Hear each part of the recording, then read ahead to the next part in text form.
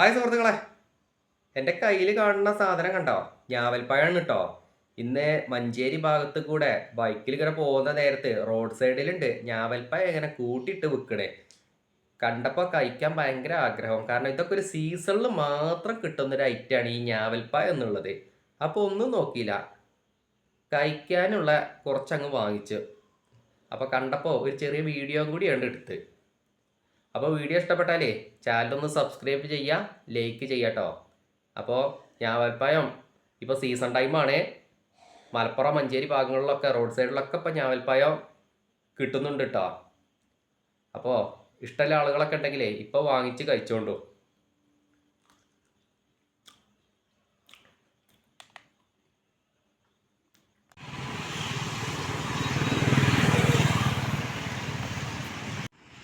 ചങ്ങാതിമാരെ,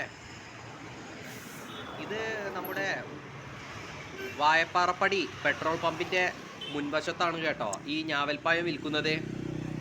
1 kilo ഞാവൽപ്പഴത്തിന് 400 രൂപ വെച്ചിട്ടാണ് ഇവിടെ വിൽക്കുന്നത്.